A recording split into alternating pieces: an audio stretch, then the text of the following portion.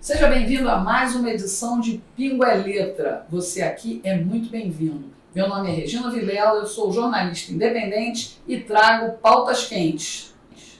Eu sou Rodrigo Figueiredo, advogado, e quero te fazer pensar diferente.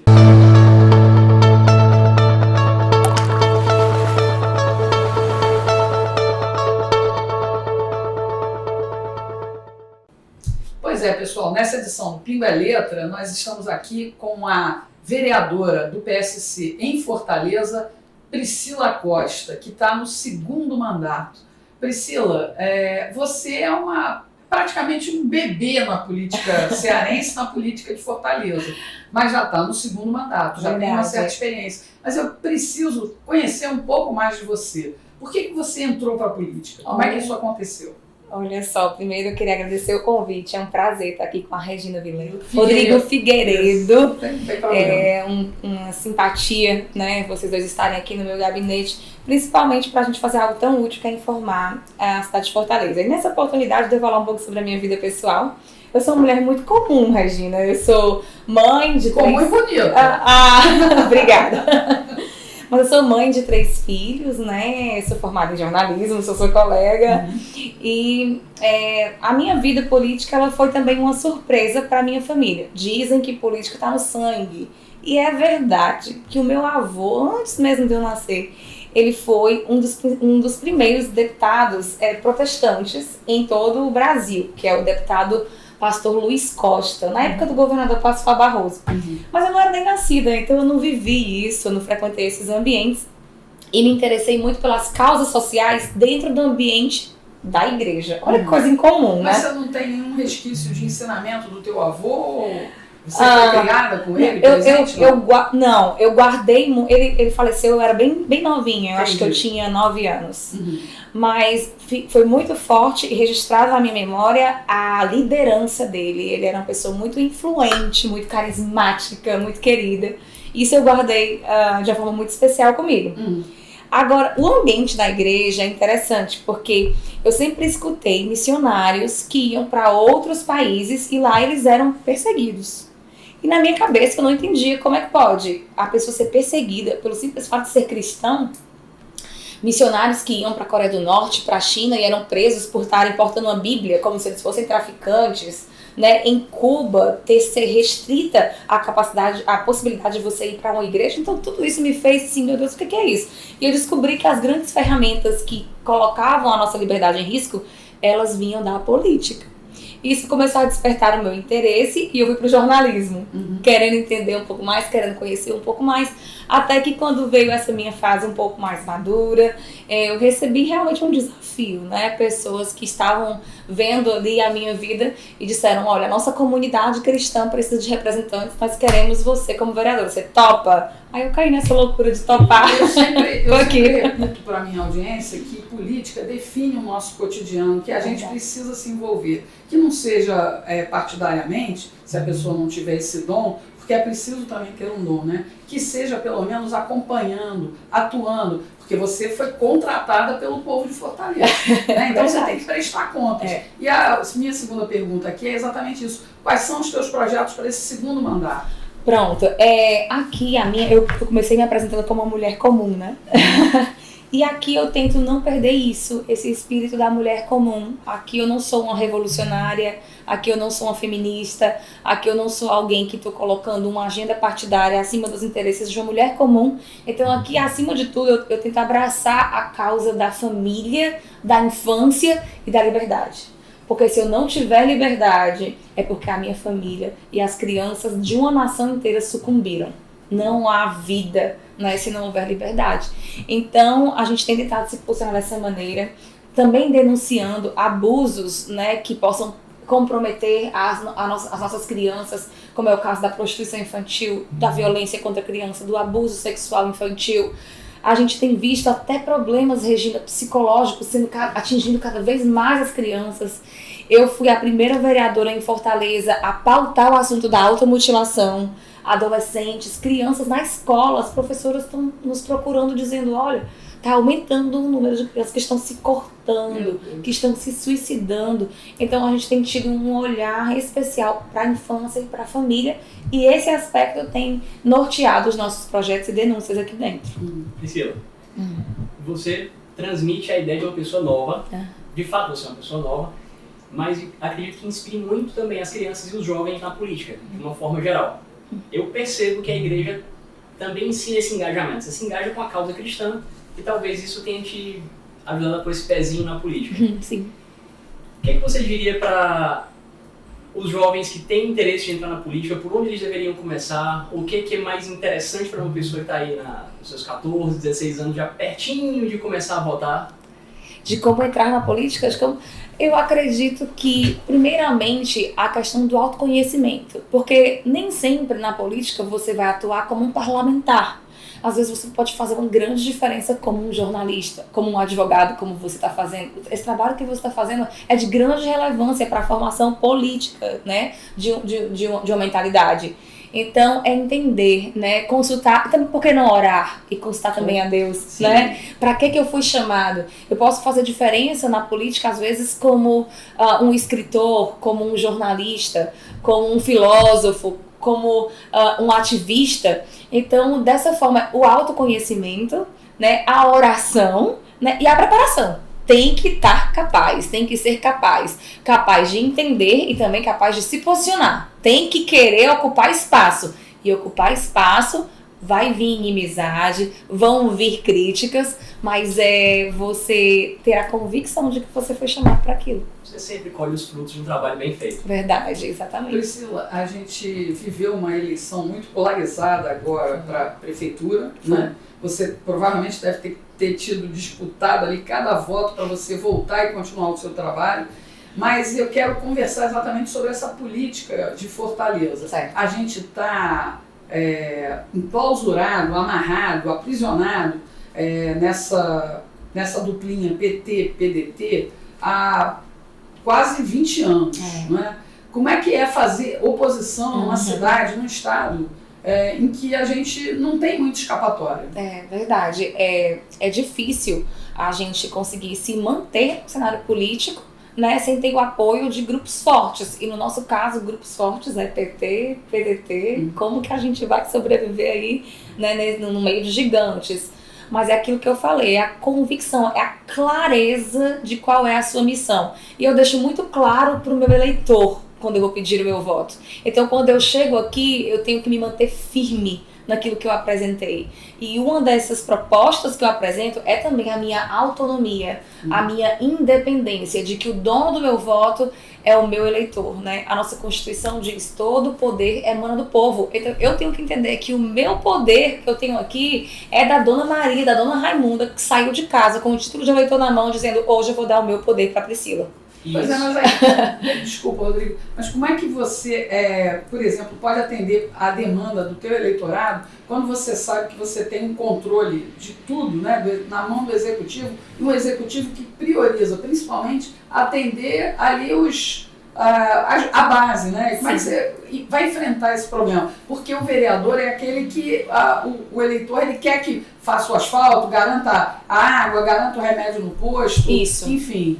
Olha só, Regina, isso requer tanto a nossa parte técnica, né, aqui dentro, propondo projetos, requerimentos, mas também a nossa habilidade em articular politicamente, em dialogar, em se mostrar uma oposição, mas uma oposição que ouve, que escuta e que te apoia naquilo que é bom. Então, dessa forma, a gente tem conseguido atender a demanda da nossa população, porque também, quando a gente demonstra autonomia e independência, a gente também ganha respeito. E isso é muito importante na hora da mesa de articulação, você chegar com respeito. Então, graças a Deus, nós temos tido importantes vitórias aqui dentro nesse sentido. Imagino que seja o duro trabalho de jogar limpo contra um time que sempre joga sujo. Infelizmente, é um trabalho difícil de uma deputada, de uma vereadora, de um parlamentar de direita. É verdade. Assim, nunca poder contar com artimanhas, com pegadinhas. Nesse aspecto, humanamente falando, a gente tem que confiar no nosso trabalho e no povo. Você vê que eu entrei em 2016, fui uma vereadora de 5 mil votos, voltei como oposição, e mesmo sendo oposição, fui a vereadora mais votada.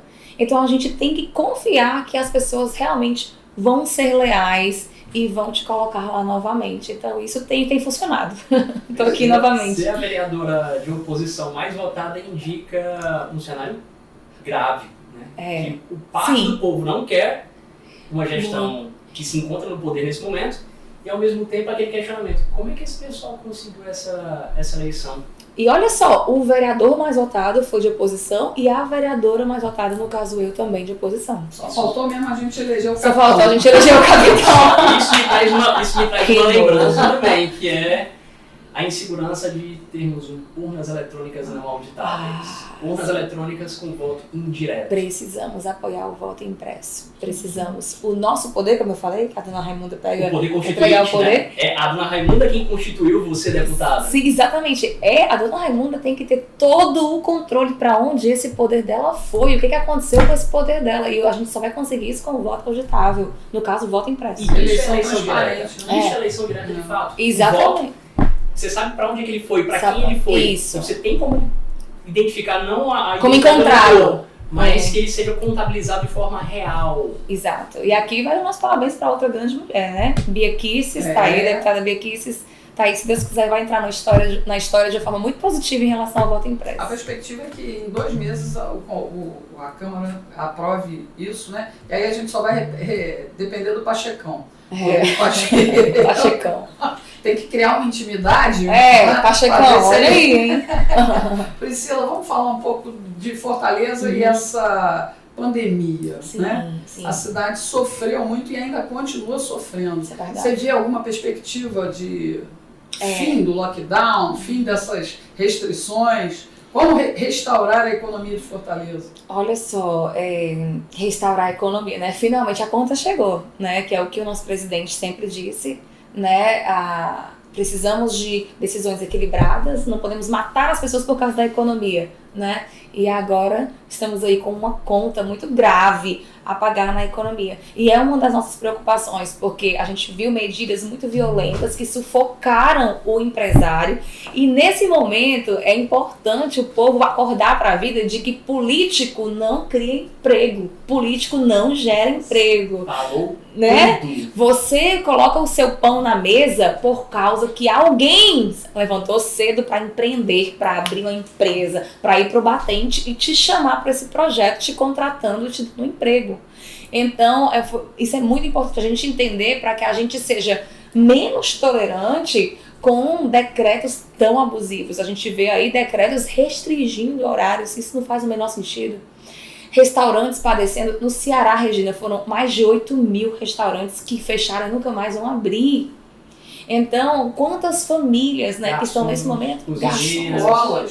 Escolas fechadas. Então, não faz o menor... E o pior é alegar a questão da ciência, né?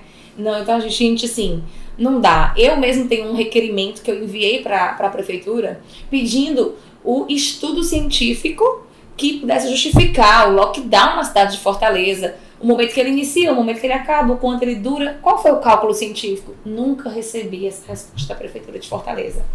Então isso é algo preocupante de como a pandemia está sendo governada, digamos assim, em nossa cidade, porque fomos marcados também por esses desvios de dinheiro, né? O hospital de campanha, que custou mais do que o IJF durante 5 meses, né? Então tudo isso é algo que vem nos preocupar. E o que uma vereadora pode fazer dentro disso? Denúncia. Não, fiscalizar. Por mais que você queira pedir uma CPI para averiguar, você nunca vai conseguir, porque a maioria aqui dentro é da base. Né? Da base. Inclusive, vale a pena aqui, louvar a iniciativa do vereador Reginaldo, o sargento Reginaldo, que ele é autor de uma CPI para investigar os respiradores, o dinheiro dos respiradores que sumiram, 17 milhões, que nunca voltaram até agora para os cofres públicos. Tem gente que diz que voltou, um ou outro ali diz que não, esse dinheiro já voltou, isso é intriga da oposição. pede para a prefeitura apresentar então as notas de transferência desse dinheiro para os cofres públicos, que a gente encerra o assunto, porque a verdade é que esse dinheiro não voltou. E aqui, dos 43 vereadores, só 7 vereadores assinaram a abertura de CPI. Então, para abrir uma CPI, precisamos de 14 assinaturas, só tivemos 7. Uma delas foi a minha assinatura, claro. Nesse caso aí, não tem como a população fazer alguma moção, alguma ação para poder pressionar? Aí teria que ser uma iniciativa da população. Por isso que é tão importante a participação do povo, porque reflete diretamente nessa casa. Entendi. Priscila, me parece que o pai da mentira pariu muitos filhos. Verdade. Que vieram parar na política, uma boa parte deles e outra parte na mídia mainstream, na mídia comum. Isso eu e a Regina, que somos jornalistas, sabemos disso daí. Falando bem pro nosso público aqui que se atente aos dados, né? A gente tem um ano inteiro de uma mentirada sem fim, mas os dados que se produziram esse ano podem ser comparados com os dados do ano passado. Eu quero até complementar essa colocação do Rodrigo. Você, não sei se efetivamente você chegou a trabalhar na mídia, como é que você analisa os coleguinhas de profissão? Olha, a gente vê aí, eu não vou nem falar da doutrinação ideológica das nossas universidades, né, envolvendo também os cursos, né, de jornalismo. Isso a gente sabe, isso é real, tá muito claro. Mas o pior ainda, assim, um inimigo maior que a gente tem é a força do dinheiro, né? A gente vê que hoje o Partido Comunista Chinês patrocina veículos da grande imprensa. Posso falar da Folha de São Paulo, que recebe dinheiro de Partido Comunista Chinês. Não apenas isso. Olha, o PDT é o partido com maior aporte de patrocínio no Brasil, feito pelo PCC. Exatamente. Então, assim, como que um partido diz assim, eu vou te representar, mas eu represento também o Partido Comunista da China?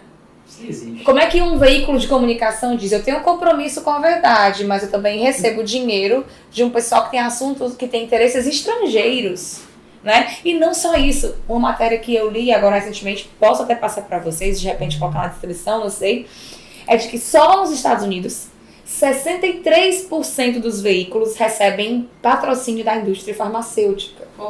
Então, no meio de uma pandemia, será que remédios e tratamentos que funcionam têm a mesma liberdade para chegar nas manchetes?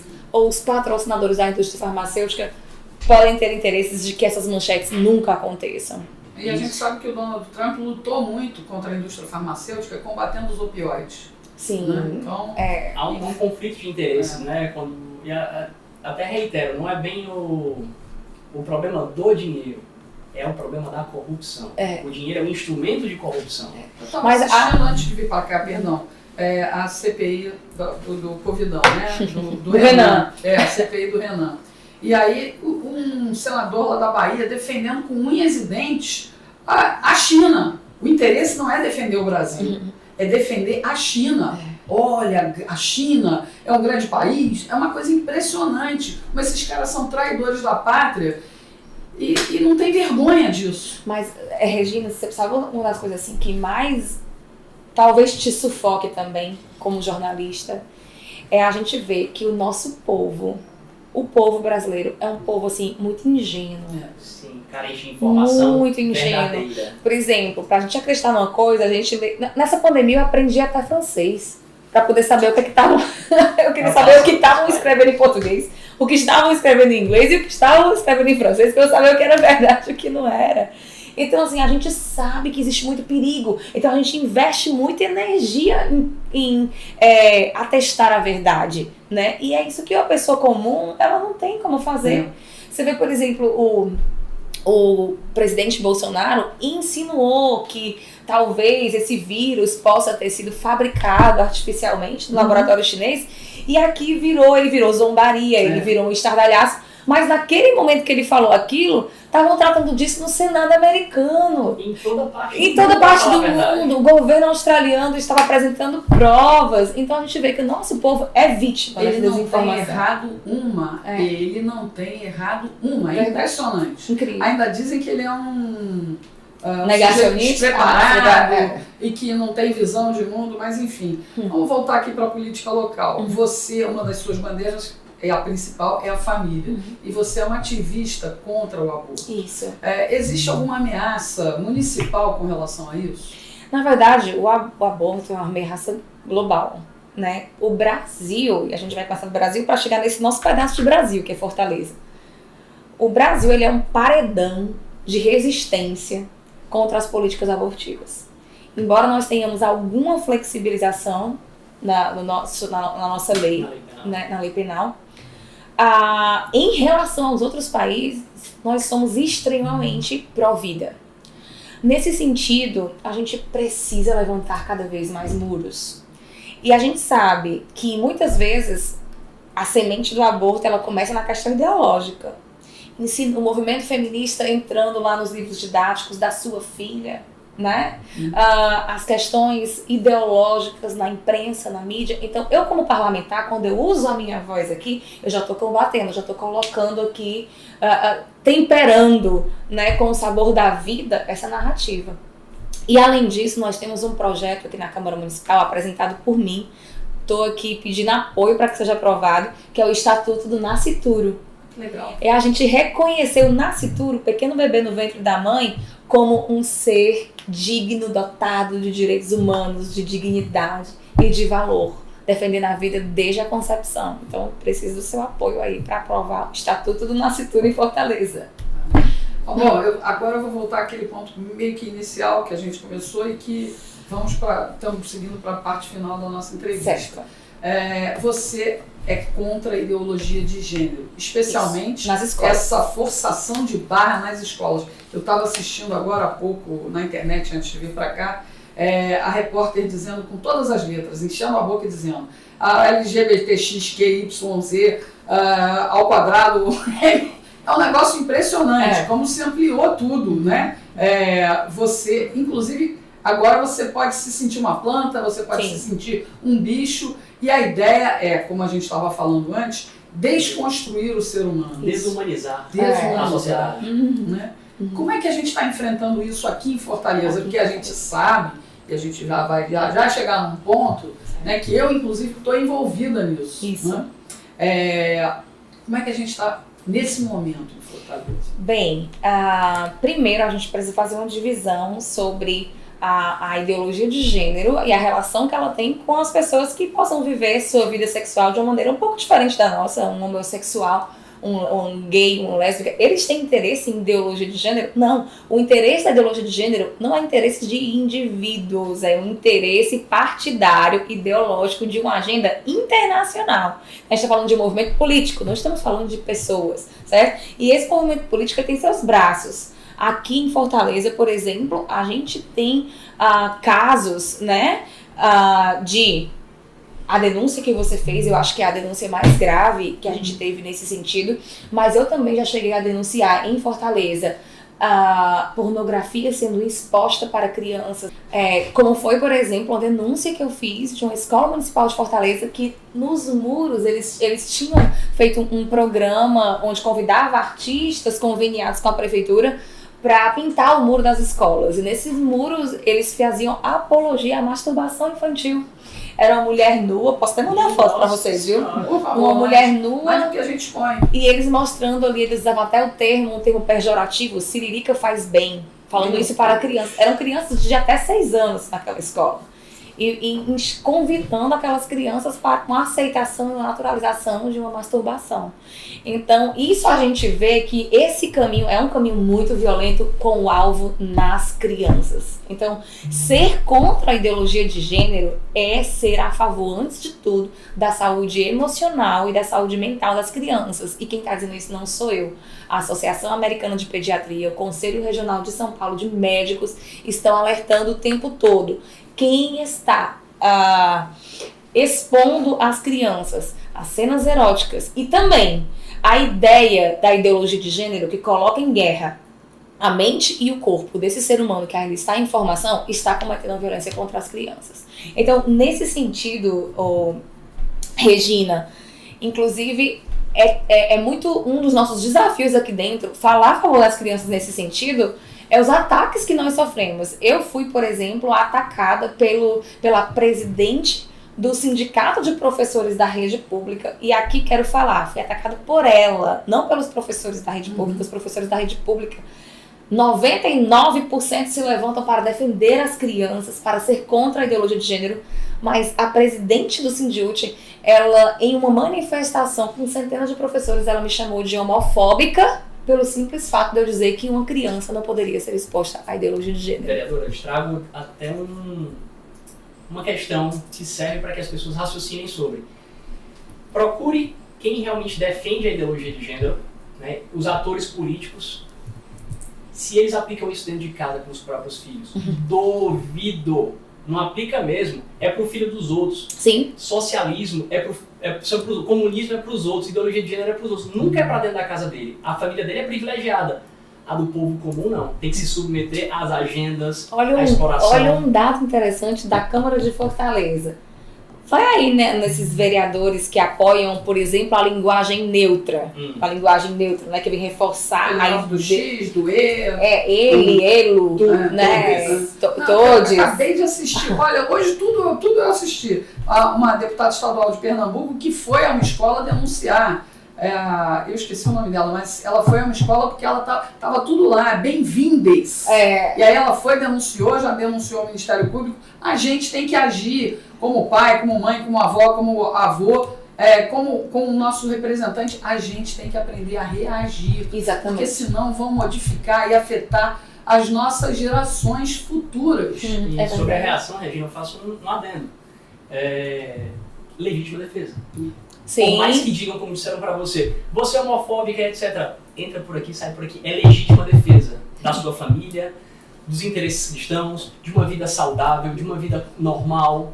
É verdade. E sobre a ideologia, a linguagem neutra, olha só, você procura aí esses vereadores que apoiam aqui veementemente a linguagem neutra, vai olhar como é que é o nome dos filhos e filhas desses vereadores. O nome dos filhos deles é Pedro, Marcelo, Fernando. E o nome das filhas dele é Valentina, Patrícia, Tereza. Então eles dizem que o seu filho nasce sem gênero. O seu filho nasce sem essência feminina e masculina. O deles não. O deles, assim que nasceu homem, nasceu XY, tem nome de homem. Nasceu mulher, tem nome de mulher. Não me diga que estas pessoas não colocam nome social. Não tem nome neutro. Não tem nome neutro. Não. O vereador aqui que defende linguagem neutra, que defende que a criança nasce neutra, é o seu filho. Não o dele nasce de saia e as meninas, de forma alguma. Sei lá, de uma forma mais estranha? Não.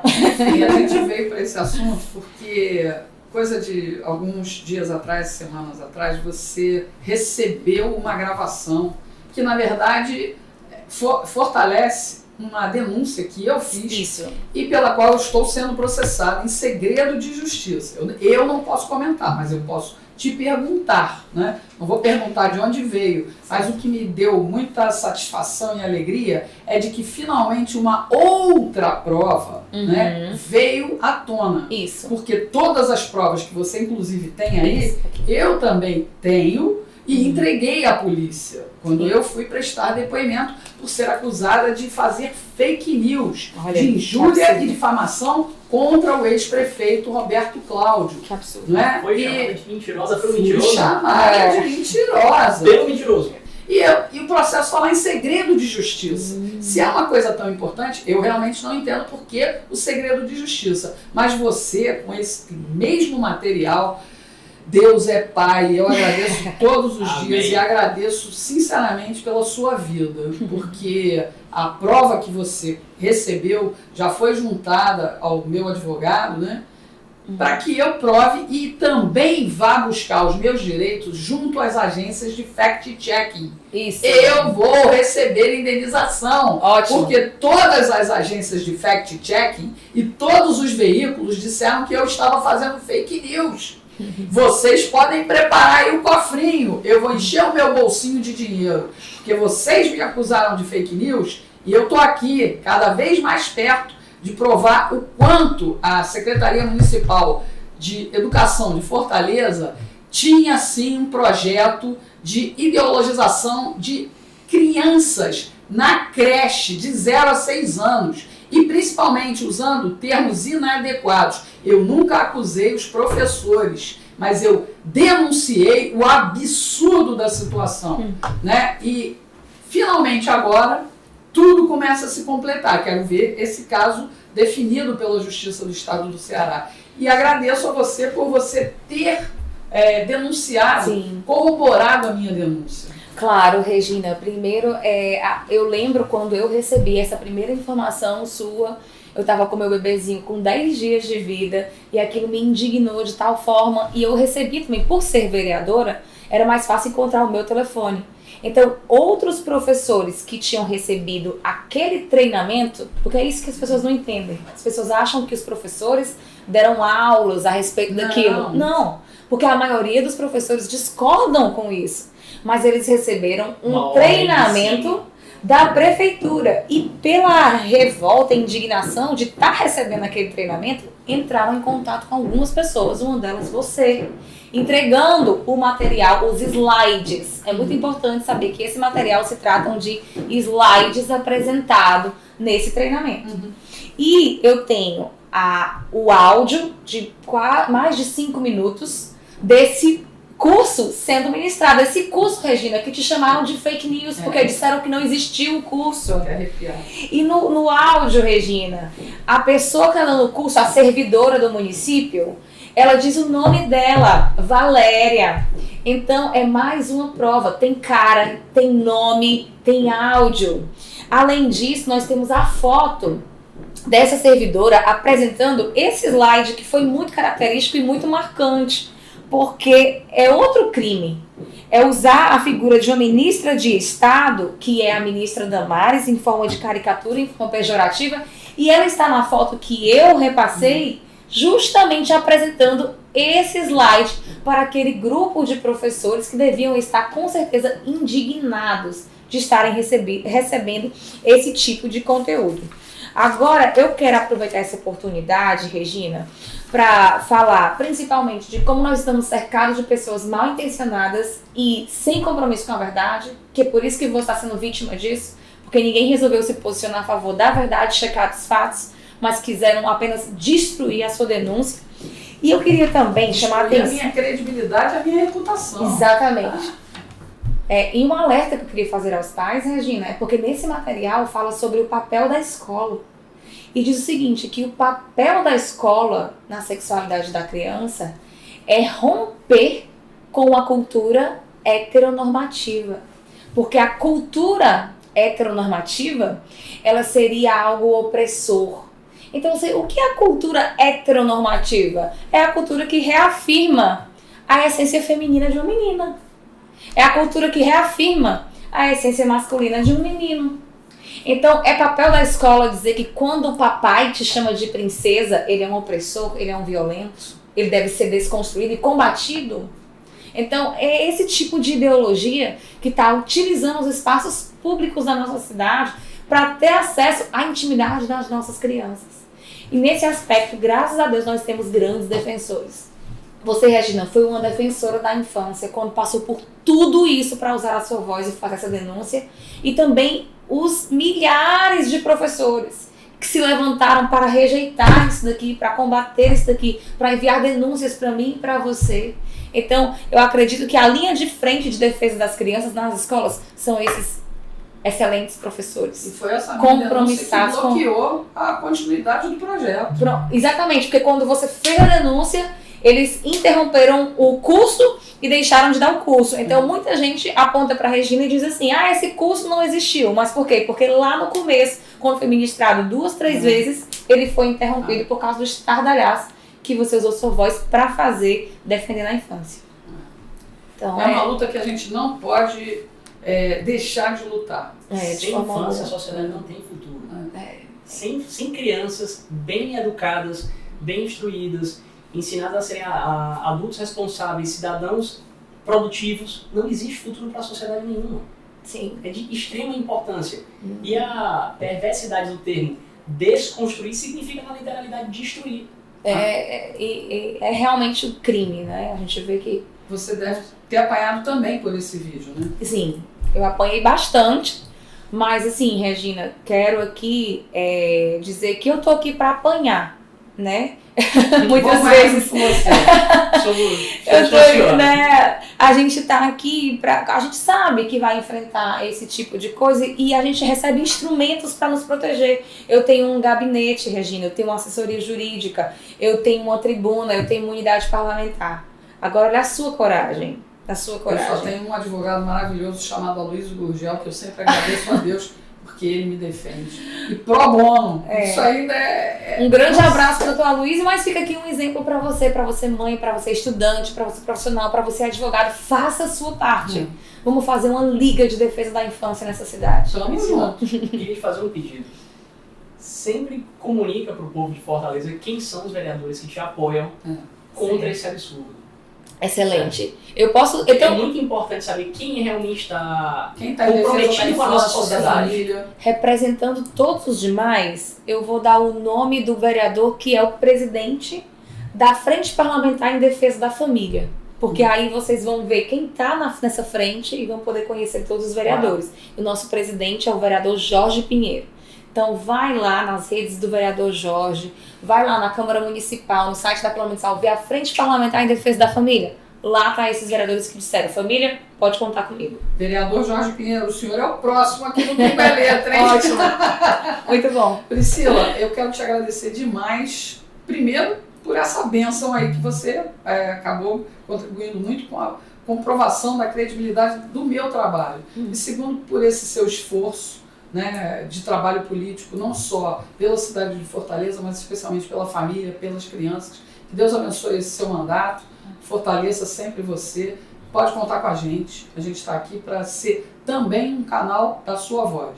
Muito obrigada. Valeu, Rodrigo, e a gente volta na semana que vem com mais um Pingo é Letra.